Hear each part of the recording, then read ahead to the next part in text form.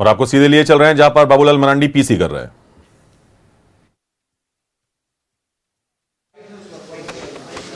आज की इस प्रेस वार्ता को संबोधित करने के लिए हम सबके बीच विराजमान हैं इस प्रदेश के प्रथम मुख्यमंत्री, भारतीय जनता पार्टी के यशस्वी प्रदेश अध्यक्ष और वर्तमान में नेता प्रतिपक्ष आदरणीय बाबूलाल मरांडी जी।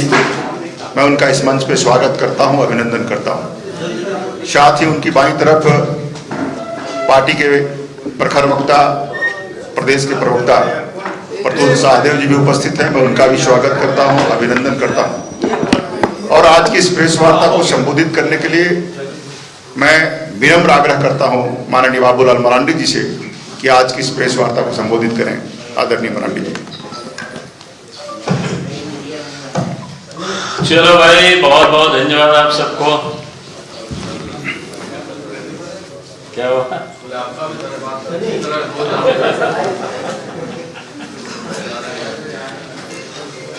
नहीं, विषय आप सब लोगों के संज्ञान में है। एक दिन हमने प्रेस वार्ता किया था, संभवतः कब किए थे? 4 दिन पहले। तो उस दिन मैंने कहा था कि फिर हम कुछ चीज़ों को लेकर के हाँ, तो हमने कहा था कि फिर आएंगे आप सब लोगों के बीच में और उस बात को थोड़ा सा आगे बढ़ाएंगे। तो आप सबके संज्ञान में है विषय, इसलिए मैंने थोड़ा सा याद कराया। तो आप सबको ध्यान में है कि क्योंकि इस समय जो राज्य के मुख्यमंत्री जिस डीजीपी का उन्होंने जो त्याग पत्र लिया, तो उनके बारे में पहले राज्य के मुख्यमंत्री ने काफी विरोध किया था।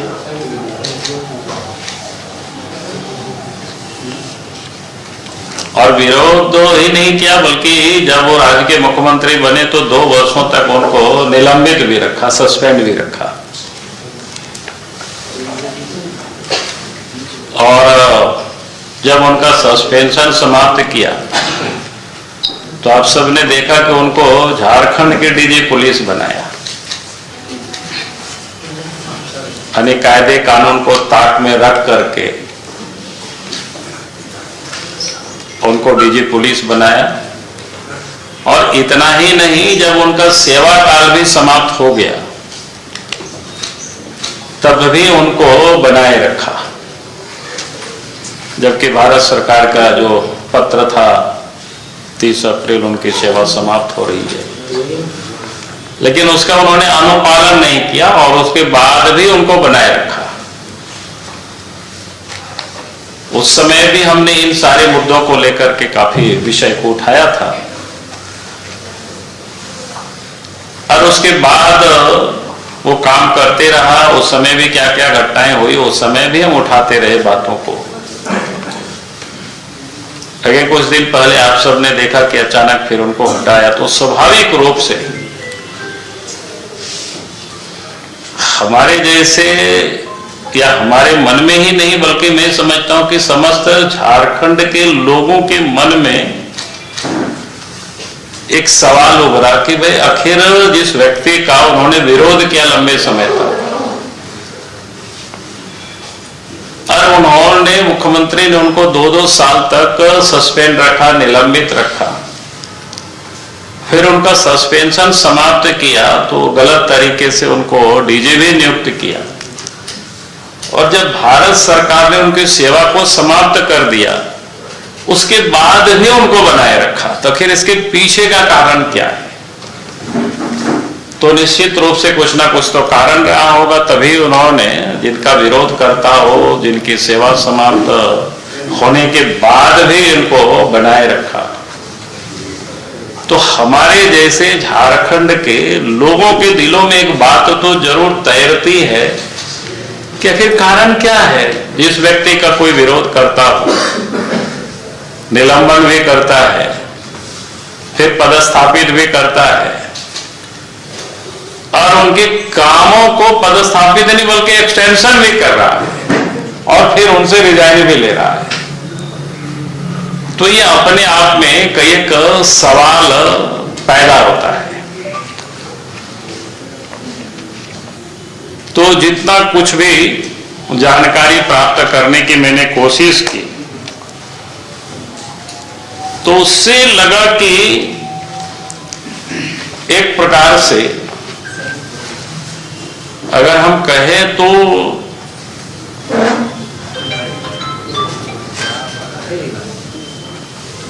मतलब हम कह सकते हैं वसूली के लिए विशुद्ध रूप से उस व्यक्ति को उन्होंने पदस्थापित किया ताकि अधिक से अधिक वसूल करके मुख्यमंत्री को पहुंचा सके। उसमें से चाहे लॉटरी हो, चाहे गाय की तस्करी हो, अवैध खनन हो, जमीन का धंधा हो, रंगदारी हो, भाया दोहन करना, यानी एक प्रकार से जितनी भी रास्ते से जो काली कमाई हो सकता है, यानी एक प्रकार से काली कमाई के लिए उन्होंने एक प्रकार से साम्राज्य जिसको कहते हैं कि स्थापित कराया। क्योंकि उस काम में भी हमने पहले एक विषय को कहा था कि भाई कई लोगों को फिर उन्होंने लगाया जिसका आप सब लोग देखते होंगे। बाद में जब वो हट गए दूसरे डीजीपी बने, चूंकि पहले उन्हीं के पास सीआईडी भी था, उन्हीं के पास एसीबी भी था। अब जिन लोगों उनके जो कलेक्शन मास्टर थे, कलेक्टर जिसको कह सकते हैं, उनके लिए आजकल तो हम देख रहे हैं अखबारों में भी उनके ऊपर से एफआईआर हुआ, जांच पड़ताल चल रहा है। कोई इंस्पेक्टर गणेश सिंह थे, ऐसे कई लोग थे, रंजीत राणा थे, बिचौलिया कोई मनीष गुप्ता, हरियाणा के कोई किसान, ऐसे जैसे लोगों ने जो अवैध धंधा का जिसको कहते हैं कारोबार लोगों ने संभाला था। तो आज सरकार को उन सारे लोगों के ऊपर भी कार्रवाई करनी चाहिए। आप सबको ध्यान में है कि जिस प्रकार से शराब घोटालों को लेकर के हमने मुख्यमंत्री को पहले भी पत्र लिखा था, आप सबके संज्ञान में है, पहले भी मैंने आप सब लोगों को बताए थे, लेकिन सरकार ने पूरे 2 वर्षों तक कोई संज्ञान नहीं लिया उस पर।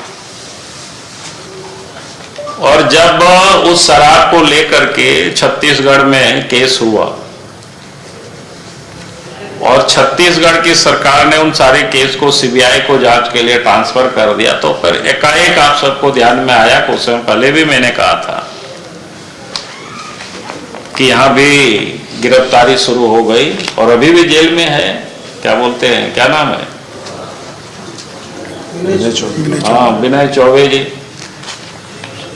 वही नहीं बल्कि कई लोगों को उस समय गिरफ्तारी हुई। उस समय भी मैंने आप सब लोगों को बताया था कि भाई गिरफ्तारी जिस तत्परता से हुई, लेकिन 90 दिनों तक गिरफ्तारी के बाद भी चार्जशीट नहीं शामिल हुआ, इसलिए कई लोग बेल में छूट गए। यानी किस प्रकार से भाया दोहन किया गया है, यानी चार्जशीट नहीं शामिल करना ताकि उनको बेल मिल जाए। तो कई को बेल मिल गया, आप सबके संज्ञान में है। फिर कईयों को तो गिरफ्तारी भी नहीं की गई, भया दोहन इस प्रकार से, यानी और जांच को कह सकते हैं कि शराब घोटालों में भी यानी क्या कहते हैं सैकड़ों करोड़ की उसमें उगाही हुई। जैसे कई लोगों को जमानत दिलवाया गया, कुछ का नाम हटाया गया, कुछ को पकड़ के छोड़ा गया और कुछ को पकड़ने की भय दिखा करके उनसे वसूला गया। तो इस प्रकार से आप कह सकते हैं। फिर आप सबको याद होगा अखबारों में भी छापते रहे, बंगाल और बांग्लादेश की जो सीमा, जैसे पाकुड़, धनबाद, इन सारे क्षेत्रों में लॉटरी का एक बड़ा धंधा। कोई धनबाद में तो किसी का कोई झुनझुन वाला का भी नाम है सारे, तो यानी एक सारे ये जो धंधा, यानी इनके देख रेख में सब चल रहा था, इन लोगों के इनके संरक्षण में ये सारे जो धंधा चल रहा था। फिर जमीन का कई एक मामला होता था तो उसमें जांच के लिए सरकार ने एसआईटी गठित कर दी, लेकिन उसमें से कुछ भी नहीं, बल्कि जिन लोगों ने ये सब धंधा जो करते थे उन लोगों को भी भाया दोहन करना, कि उनको नोटिस करके बुलाना, धमकाना, उनसे पैसे वसूलना, यानी इतना ही उससे काम हुआ। अगर वास्तव में सरकार इन सारी चीजों को चाहती, या आज भी हम चाह रहे हैं कि भाई सरकार को करना चाहिए, जैसे बिहार सरकार ने कानून बनाया, जिन लोगों ने भी गलत तरीके से संपत्ति अर्जित किया है कि उसको जांच करने के लिए, जब्त करने के लिए बिहार सरकार ने कानून बनाया। तो झारखंड के भी हेमंत सोरेन सरकार वगैरह वास्तव में सचमुच में चाहती है कि भाई हम इस प्रकार की जो भ्रष्टाचार हो रहा है, लूट हो रहा है, अफसर या बाकी संपत्ति लोग अर्जित कर रहे, तो उसको जांच करके उसको जब्त करेंगे, और जहां पर विद्यालय, अस्पताल जो भी हो गरीबों के लिए, गरीब गुरुओं के लिए वो सब बना सकते। तो ये सब भी बिल्कुल कहीं आपको कुछ नहीं दिखाई पड़ेगा। फिर आप सबको एक ध्यान में हम दिलाना चाहेंगे कि गुजरात पुलिस के इनपुट पर, माने उनके सूचना पर, जो एक बार धनबाद में जो कफ सिरप बोला जिसकी काफी चर्चा हुई, तो उसमें से लोकल थाना ने पकड़ा भी, उसको सीज करने पहुंचा, तो फिर डीजीपी का टेलीफोन जाता है और वो कहता है कि भाई इसको आप छोड़ दीजिए, इसको सीआईडी इसको टेक ओवर करेगी। लेकिन उसके बाद आज तक पता नहीं चला कि वो उसका क्या हुआ, उस नशे के कारोबारी को किसने संरक्षण दिया, जिन लोगों ने बच्चों के भविष्य के साथ, जीवन के साथ जो खिलवाड़ करता है। मैंने इसलिए इन बातों को बताया कि किस प्रकार से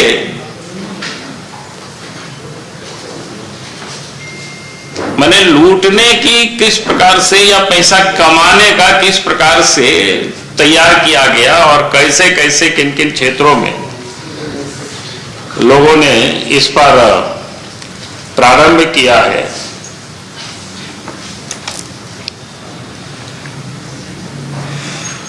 और जानकारी तो यहां तक मिल रही है कि झारखंड में, ताकि अपने आप को सुरक्षित हो सके। उस समय भी आप सबको ध्यान में होगा, मैंने एक विषय कहा था, संभवतः प्रेस किए थे या ट्वीट किए थे, अभी इतना विषय हो गया तो कभी कभी हमारे दिमाग से भी लगता है कि विषय,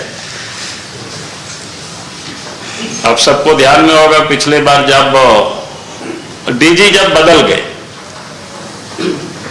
नहीं, उनके से एसआईडी और सीआईडी का, एसीबी और सीआईडी का जो डीजी पद से उनको हटा दिया गया, तो एक्साइज ऑफिस से किस प्रकार से कागज पत्तर फाइल वहां से रातों रात टेम्पो में बाकी उसको ले गया वहां से। हमारे पास तो जानकारी है, कई एक ऐसे महत्वपूर्ण फाइल है जिसका उन्होंने पेन ड्राइव बना लिया है, और दिल्ली और हरियाणा से बैठ करके मुख्यमंत्री का भी एक्सटॉर्शन कर रहा है। तो ये आप कह सकते हैं कि बहुत बड़ा झारखंड में लूट का एक प्रकार से अड्डा बना हुआ था, या उनके सारे संरक्षण में। और आप दिल्ली और हरियाणा से बैठ करके शायद सीएम को भी ब्लैकमेल कर रहे हैं क्या। और मैं कहूंगा कि और किस प्रकार से अपराधियों के साथ उनका सांठगांठ था, आप सबको ध्यान में होगा। अमन साहू के इनकाउंटर के बाद जो सुजीत सिन्हा कहां जेल में बंद थे, चाईबासा में, उनको वहां से ट्रांसफर कहां, पलामू कर दिया गया था। अब सबके संज्ञान में विषय सब ओपन आया हुआ। तो किसी भी, कोई भी इस प्रकार के जो अपराधी होते हैं सामान्यतया जहां कहीं भी, तो उनको अपना क्षेत्र से उनको दूर रखा जाता है, यानी क्या उल्टा हुआ था।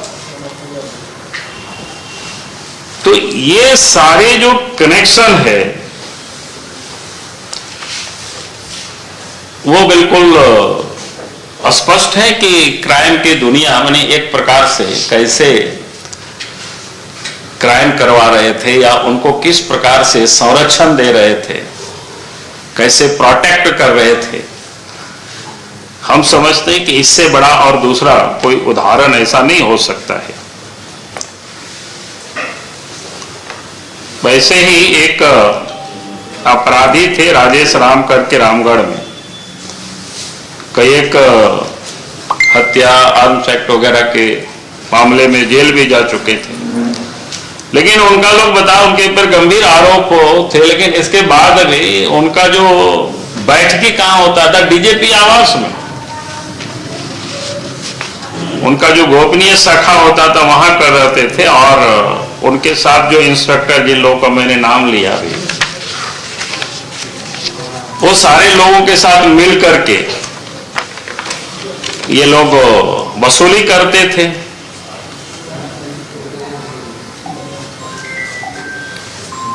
तो इस प्रकार से आप समझ सकते हो किस प्रकार से झारखंड को ये सारे लोग लूट रहे थे। इसलिए आज ये जो अचानक उनको हटाया, तब लगा भाई और कोई कारण नहीं था। अगर और कोई कारण होता तो उनके ऊपर बाकी जांच भी बिठा देती सरकार, लेकिन कोई जांच बिठाया नहीं।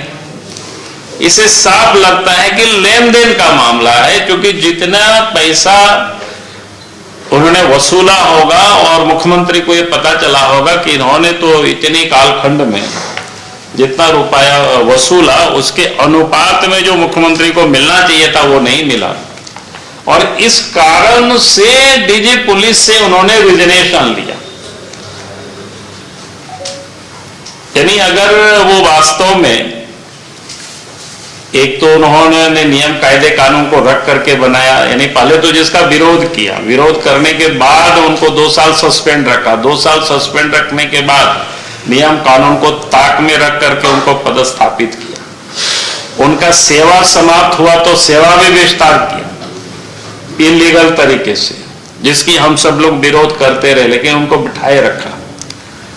और अचानक उनसे फिर त्याग पत्र लेना, तब ये हम सब थोड़ी सी तहकीकात करने लगे कि भाई आखिर इसका कारण क्या। अगर गड़बड़ किया हुआ है तो फिर उस पर राज्य सरकार को जांच करवानी चाहिए, और नहीं तो यही माना जा सकता है कि उन्होंने जो मोटी रकम वसूली थी, जितना हेमंत सोरेन को रहा होगा कि हमें इतना हिस्सा मिलना चाहिए था, लगता है कि उतना उनको नहीं मिल पाया, इसलिए हटाया।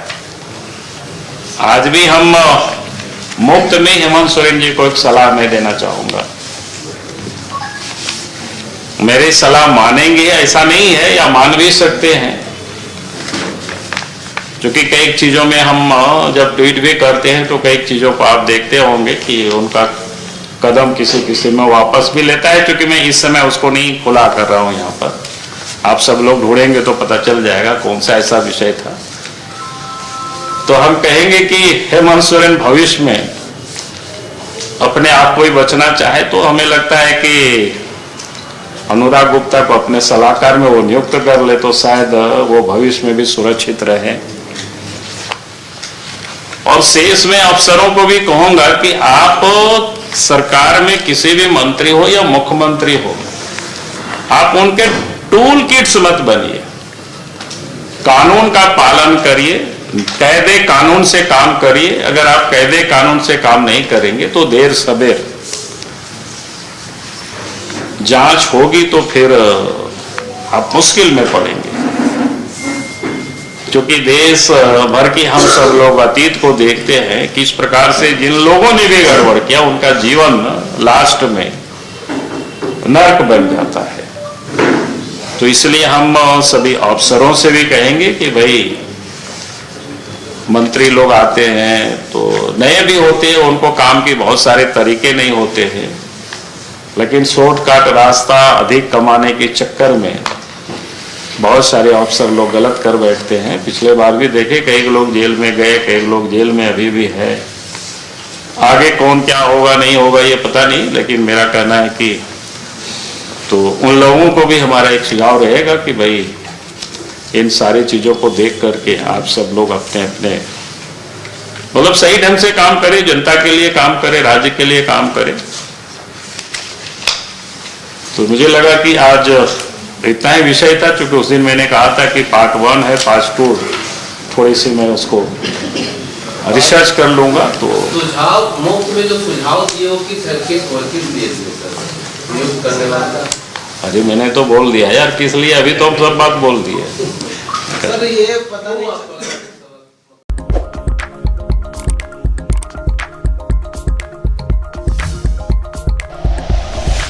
Like and share videos, subscribe करें हमारा चैनल और प्रेस करें बेल आइकॉन। न्यूज़ 11 भारत, सच है तो दिखेगा।